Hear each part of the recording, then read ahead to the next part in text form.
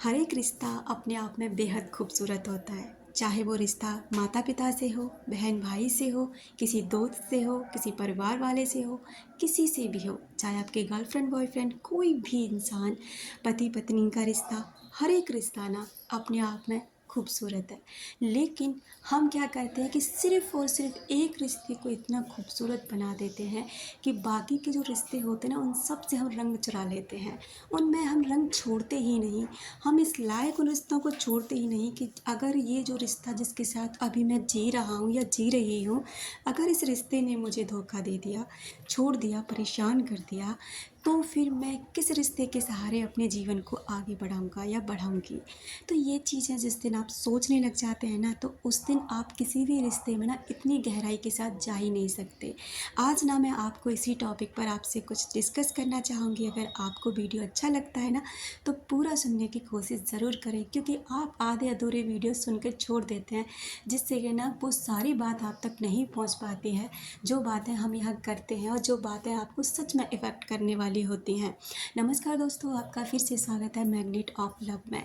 I hope आप सभी बहुत अच्छे से रह रहे होंगे, अपने स्वास्थ्य का और सेल्फ लव का ख्याल रख रहे होंगे। चलिए बात करते हैं कि आखिर में हमारे साथ ऐसा क्यों होता है कि एक रिश्ता हम जिसे हमने बहुत इम्पोर्टेंस दी, वो रिश्ता हमें छोड़ देता है, चीट कर देता है, धोखा देकर चला जाता है, हमें रोते तड़पते बिलखते छोड़ देता है। उसे कोई फ़र्क नहीं पड़ता कि हम किस स्थिति में हैं और उसके कारण हमारी हालत क्या हो गई है। पहली बात, यहाँ किसी का कोई दोष नहीं होता। सबसे पहली बात, इस बात को स्वीकार करना सीखिए कि आपको दुख पहुंचाने की ताकत किसी के अंदर भी नहीं है। भगवान ने स्वयं कहा है कि मैं खुद चाहूँ ना तो भी मैं किसी को कष्ट नहीं दे सकता। क्यों? क्योंकि हमारे कर्म सबसे बड़े हैं, सर्वोपरि हैं। आप एक मिनट के लिए भक्ति करना छोड़ सकते हैं तो कोई फ़र्क नहीं पड़ेगा, लेकिन अगर आप कर्मों पर ध्यान नहीं देते तो आपकी पूरी लाइफ पर फ़र्क पड़ता है। तो यहाँ पर क्या है ना कि हम क्या करते हैं, एक इंसान को ना इतना ज़्यादा वैल्यूबल बना देते हैं, इतना ज़्यादा कीमती इंसान बना देते हैं ना कि उसकी आड़ में ना हमें सारे रिश्ते फीके लगते हैं। चाहे वो रिश्ता किसी से भी क्यों ना, पहले जो रिश्ते बहुत अहम होते थे हमारे लिए, उन रिश्तों को हम बिल्कुल साइड कर देते हैं, दरकिनार कर देते हैं और उस रिश्ते पर एफर्ट डालते रहते हैं कि ये रिश्ता बचा रहे, ये रिश्ता लगा रहे। याद रखना, किसी भी चीज़ के पीछे आप जितना भागेंगे, वो चीज़ आपसे उतनी ही दूर जाएगी। ये चीज़ को जिस दिन आप सीख लेंगे ना, तो आप शायद रुक जाएंगे और अपने हर रिश्ते को ना बहुत आसानी के साथ ना संभाल ले जाएंगे। अब बात करते हैं 90-10 का क्या रूल है। 90-10 का एक ऐसा रूल है जो हम ना अप्लाई अच्छे से नहीं करते, बल्कि उसका उल्टा कर देते हैं। 90% हम सामने वाले को इम्पोर्टेंस देते हैं, वैल्यू करते हैं, उसे इतना बड़ा इंसान बनाते हैं कि जैसे हमारे लिए अब वो खुदा है। ठीक है। 10% केवल हम अपने लिए रखते हैं कि 10 बचा है, उसका 10%, बाकी ये मेरी वैल्यू है, 90% तेरी वैल्यू। अब सोचो कि जो इंसान आपने बहुत ऊंचे ओहदे पर बैठा दिया, तो क्या वो इंसान आपकी वैल्यू करेगा? क्या उस इंसान के अंदर ईगो नहीं आएगा?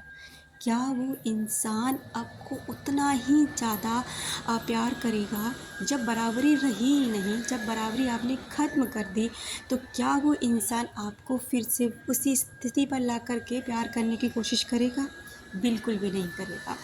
आपको क्या करना चाहिए, इसमें आपको या तो 50-50 करो कि 50% मेरी वैल्यू, 50% तेरी वैल्यू, या फिर अप्लाई करो कि 90% वैल्यू मेरी, क्योंकि मैंने तुझे प्यार किया है। मैंने, अगर तो मेरे को वैल्यू करता है तो ठीक है, मेरी लाइफ में रहो, नहीं तो कोई दिक्कत नहीं। क्योंकि देखिए, हम कोई भी रिश्ता क्यों बनाते हैं, किसी रिश्ते में क्यों जाते हैं, हम शादी क्यों करते हैं, गर्लफ्रेंड या बॉयफ्रेंड हम क्यों बनाते हैं, एक तो रीज़न होता है ना इस चीज़ में, खुशी के लिए।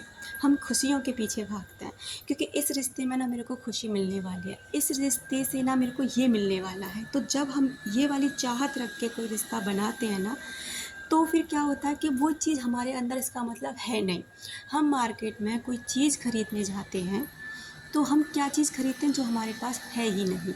अब प्यार आप ढूंढने मार्केट में निकल गए, पूरे संसार में घूम रहे हैं कि मुझे प्यार चाहिए, प्यार चाहिए। क्या आपको प्यार मिलेगा? जो चीज़ आपके पास है ही नहीं, क्या वो चीज़ आपको मिलेगी? और अगर मिल भी गई ना, तो आपके पास रुकेगी नहीं, क्योंकि आप ना उसको अट्रैक्ट ही करके नहीं रख सकते, अपने पास सहेज कर ही नहीं रख सकते, क्योंकि वो चीज़ आपके पास ऑलरेडी नहीं है।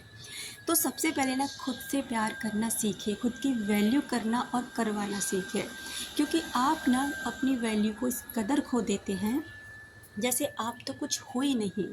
तो जब आप कुछ हो ही नहीं तो फिर आप कैसे उम्मीद रखते हैं कि कोई सामने वाला इंसान आपकी वैल्यू करेगा।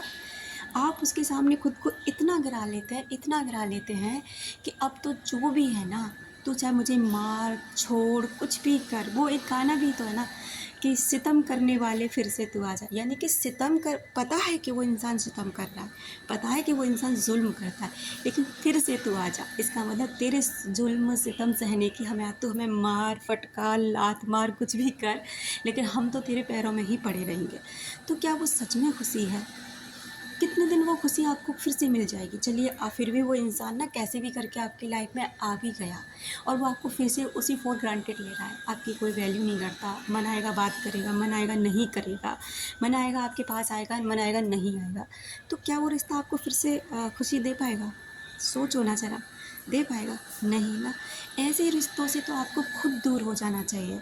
जब आप ऐसे रिश्तों से दूरी बनाना शुरू कर देते हैं, जब आप ऐसे रिश्तों से खुद को ना अलग कर लेते हैं, जब आप दूसरी चीज़ों पर ध्यान देने लग जाते हैं, सेल्फ ग्रोथ पर ध्यान देने लग जाते हैं, तो ये जो इंसान जो आपको फॉर ग्रांटेड लेते हैं ना, वही इंसानों को ना फिर से आपकी लाइफ में आने की ना बहुत ज़्यादा, क्या कहते हैं वो, मतलब उनके अंदर कीड़ा कुलबुलाने लग जाता है कि इनकी लाइफ में इतना अच्छा हुआ क्या है, जो ये इंसान इतने बदल चुके हैं, ये इतना बदल गया, पहले तो मेरे लिए बहुत रोता था, आज इसको क्या हुआ।